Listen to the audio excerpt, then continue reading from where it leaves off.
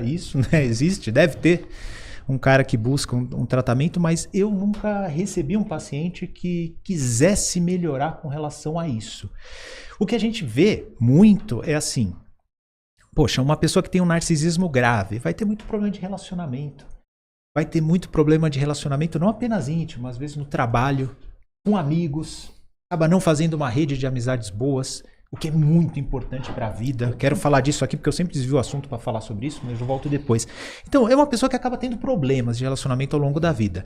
E muitas vezes isso vai gerar ansiedade, isso vai gerar sintomas depressivos, muitas vezes entra em depressão de fato. Né? Um narcisista, por exemplo, sofreu uma rejeição ou sofreu um revés no trabalho. Muitas vezes conversam o narcisismo com o transtorno de personalidade antissocial, com a psicopatia. Porque os transtornos de personalidade, eles têm grupos. E os grupos, muitas vezes, misturam os sintomas. Né? O grupo da psicopatia, entre a psicopatia, o narcisismo e o histrionismo. Né? Pô, se o cara pode ter os 3 junto. Pode ter só assim, só uma pincelada, histrionismo. Histrionismo, ele é o quê? Histrionismo confunde às vezes com narcisista. É uma pessoa que expressa as emoções com muita efusividade. Teve uma vez, por exemplo, não vou citar o nome também, eu tenho uma amiga, ela é psiquiatra com traços histriônicos, né? Tem esses traços, ela não chega a ter o transtorno, mas tem os traços. Eu lembro a gente andando num congresso, ela, amiga, cruzando assim, né? Sabe? Amiga, abraçou, como é que você tá? E as crianças, não sei o quê. Eu falei, poxa, encontrou uma amiga de infância, né? Aí saí andando, falei, e aí, de onde você conhece? Não, eu conheci outro dia, não sei onde. Aí falei, eu já trabalhei com o jeito que é desse jeito, mas não é transtorno, não. Fiz um podcast com ele, igual o Joel falando, tem uns amigos bons igual vocês, nem conhece direito. Então expressa as emoções com muita efusividade. E não apenas esse tipo de apego, também decepções. Você vê, expressa um grau de sofrimento muito intenso e de fato está sofrendo muito intensivamente. Aí abriu a porta ali, saiu, muda, sabe? Então isso que é o histrionismo. Né? Então, no caso do narcisismo, você já ouviu falar em cetamina como cura do narcisismo? Não existe cura para narcisismo. Não existe. Não, esquece. Deixa eu explicar. Transtorno de personalidade é algo que vem da formação da pessoa. Lembra que eu expliquei no começo do podcast? Desde a primeira infância vai sendo construída a estante das nossas emoções e dos nossos sentimentos. Sim. Com as experiências, vai sendo construída a nossa biblioteca. No transtorno de personalidade, isso é zoado desde a hora que está construindo a estante.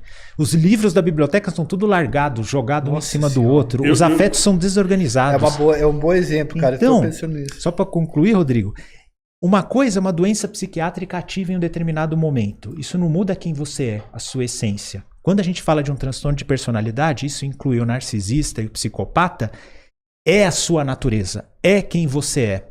Já teve uma mãe que adotou uma criança que tinha traços psicopáticos e veio me questionar, né? Ela falou, foi um caso até que me emocionou muito, triste de ouvir. Ela falou, Fernando, eu não quero me arrepender disso na minha vida. E ela perguntou, isso aí o que é? Isso aí é uma doença ou ele é o que ele é? Eu falei, as duas coisas ao mesmo tempo. O jeito dele de ser, o modo com que foram construídos os afetos dele, foram construídos de uma maneira defeituosa. Então, é ao mesmo tempo uma doença, mas é ao mesmo tempo a essência da pessoa. Por isso que os transtornos de personalidade, eles são tão intrigantes desse jeito. Desculpa, mas qual que eram os traços? Oi? Qual que eram os traços de psicopatia que a criança tinha? Assim, primeiro, total déficit de empatia, de apego, tinha alguns comportamentos de maus tratos aos animais. Nossa Senhora. Então, ele tinha alguns traços, e isso é importante falar aqui, né? Na infância, a gente não fecha o diagnóstico de transtorno de personalidade. Qual é o motivo? Justamente porque a nossa personalidade está... formação. Exatamente, está na formação. Então, as coisas podem mudar muito. E mesmo alguns comportamentos... Eu volto até a série, tá? Para usar como exemplo. Aquele comportamento dele ter feito o que fez, define ele como psicopata? Não. Mesmo os comportamentos mais disruptivos como aquele não vão definir.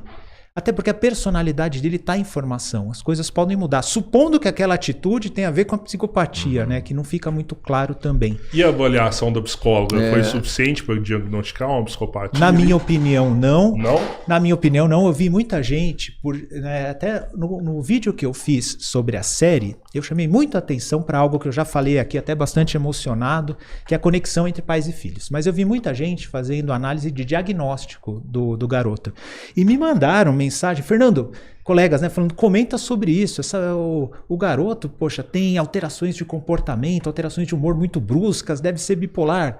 Aí teve comentário no meu vídeo falando assim, pô, certamente é um psicopata, isso ficou evidente naquela entrevista. Ele tenta manipular ela ali, isso sim, né? Então sim, mas uma atitude manipulativa de um garoto de 13 anos. Não é Pra uma suficiente. psicóloga, Pelo amor de Deus, para uma psicóloga, numa situação como aquela, singular, não dá para fazer diagnóstico. Pessoal que faz diagnóstico assim, eu vi o pessoal fazendo, é diagnóstico de internet, é diagnóstico de checklist de sintomas. Ele não está demonstrando arrependimento, ele tentou manipular a psicóloga, ele tentou intimidar, pronto, psicopatia. Não, calma, pelo amor de Deus.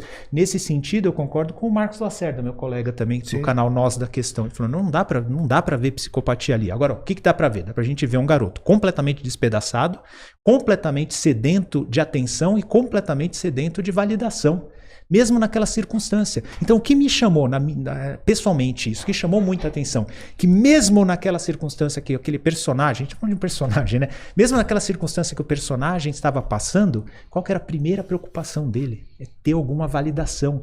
E isso, o ápice é aquela cena que ele fica desesperado para a psicóloga dizer que gostava dele. E uma coisa que também fala contra a psicopatia aí, qual que foi o segundo desespero que ele teve quando a psicóloga não quis dizer que gostava dele? Vocês lembram?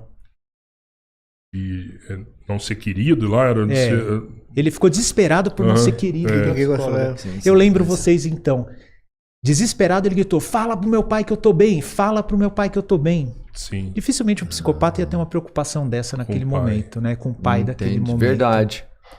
Porque então aquilo lá me tocou muito. E eu perguntei para minha esposa, que é uma pessoa sensível também, ela falou, aquela cena me tocou muito. Teve muita gente que, vamos dizer assim, se identificou mais com a psicóloga, se sentindo acuada. E a psicóloga naquele determinado momento se sentiu acuada, né? Eu me identifiquei muito com essa fragilidade do garoto, com essa demonstração de fragilidade. É algo assim, mesmo naquela situação em que ele tá desgraçado, né? Ele acabou a vida dele, tá desgraçado, ele tava sedento por alguma validação ali. Eu fiquei chocado tanto que o diagnóstico afetou a psicóloga. Então. Isso ficou assim, eu dormi pensando nisso. Caramba, velho, uma profissional que passa por aquilo todos os dias. Né? Você vê que mesmo ela, com todo o conhecimento dela, ela está vulnerável àquele tipo de atendimento. Eu acho que o que o diretor quis demonstrar naquela cena, ela ficou muito impactada pelo fato de não poder dizer que gostava do garoto, de não poder dar essa...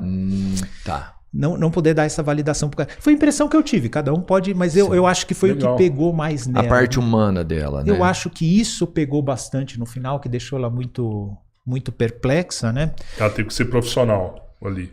Eu acho que ela teve que ser profissional.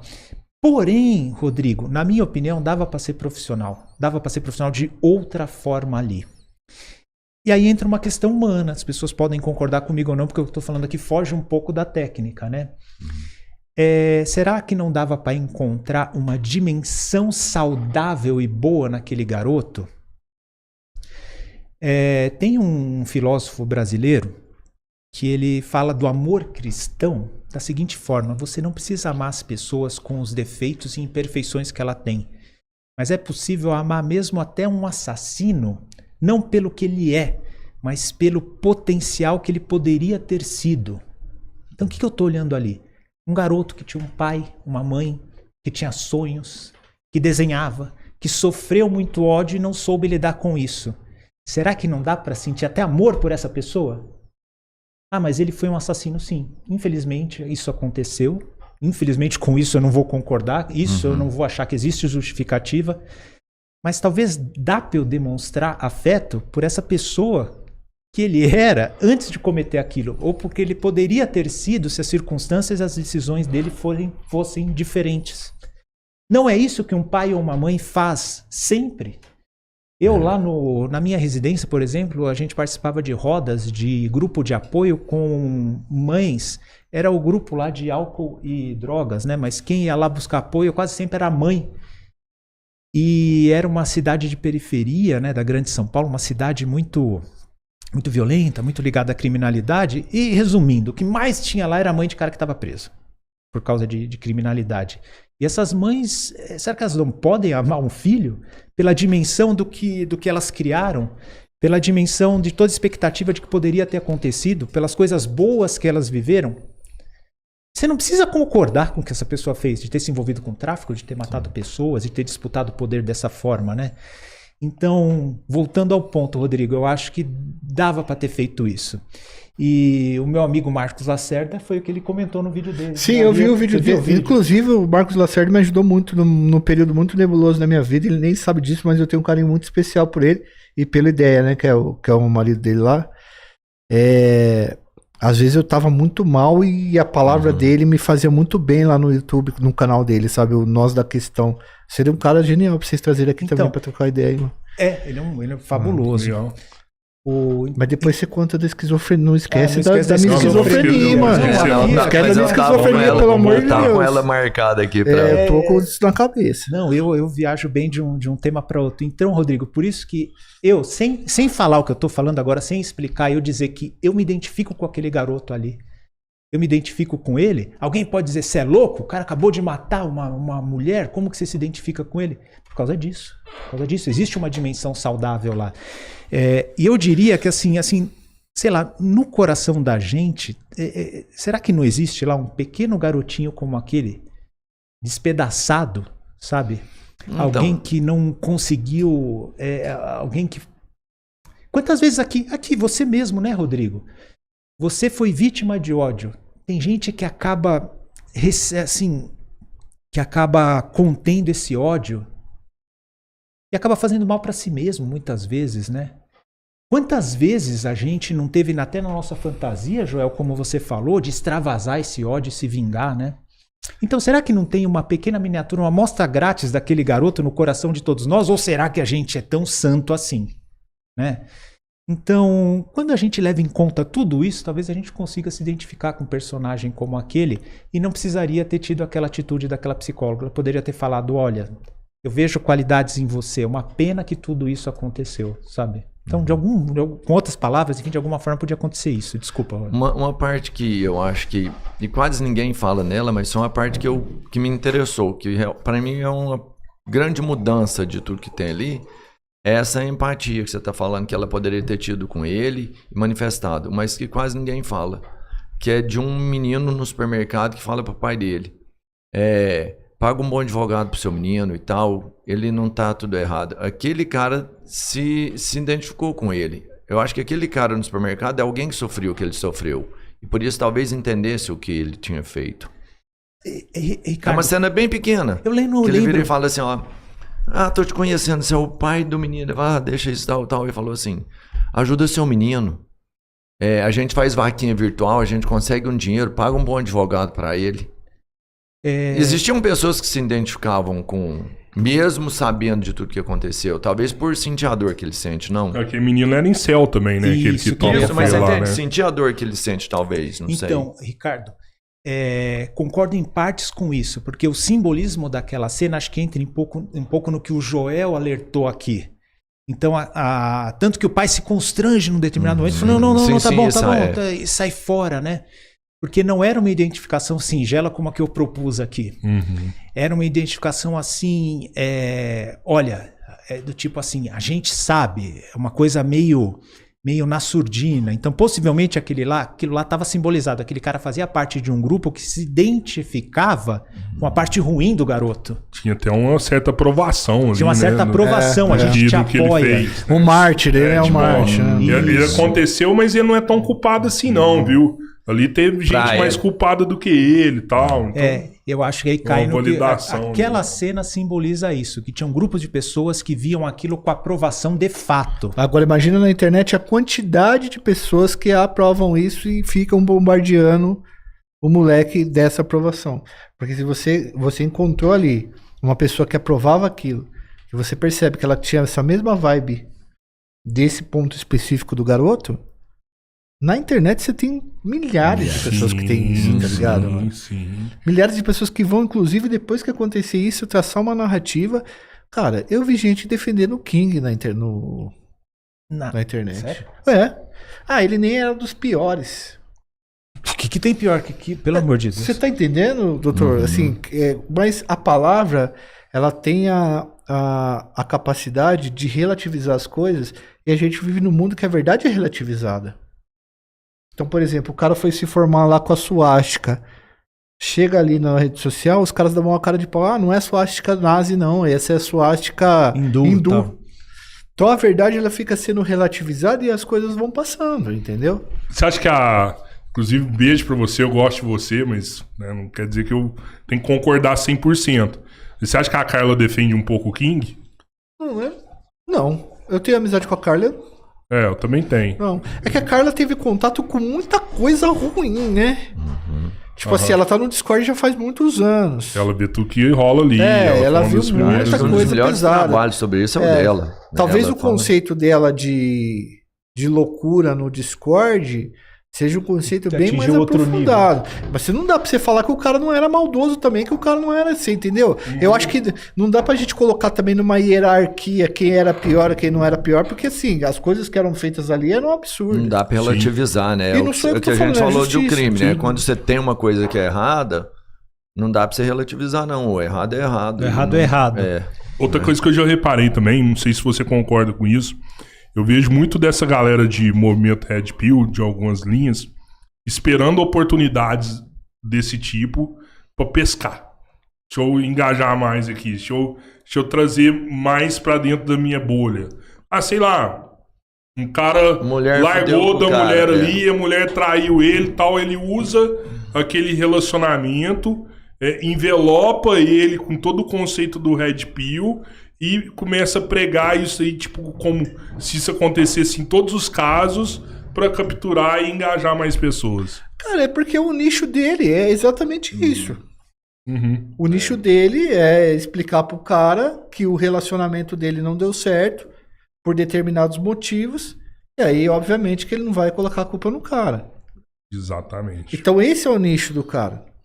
Agora, como eu disse pra você, nem todos esses caras eles são radicais ao ponto de falar explicitamente certas coisas. Mas quando eles falam mesmo essas coisas mais ao centro não, mas mais não dá pra falar leve também. Mas assim, menos explícita, o moleque que tá com ressentimento assistindo isso, ele já entende o recado. Não precisa necessariamente falar explicitamente. Tem cara que fala. Verdade. Tem cara que fala explicitamente, entendeu? Então, isso faz parte. O pessoal chama de baixosfera. Eu tenho certas críticas a esse ponto, mas isso faz parte de um escopo que vai dar uma base ideológica de pensamento para aquele cara que tá colocando a culpa toda na menina, entendeu? Ou a culpa do bullying nos shed. Porque são os sheds que fazem bullying. Tipo assim, Tô ligado. Mas é jogar alvo na testa de alguém, né? Não, é que... Porque quando você faz com o Shed também, de alguma forma, você faz alguém odiar os caras. Então, por exemplo, eu já conversei com alguns desses caras. Cara, nossa intenção não é essa. O Red Pill veio lá dos Estados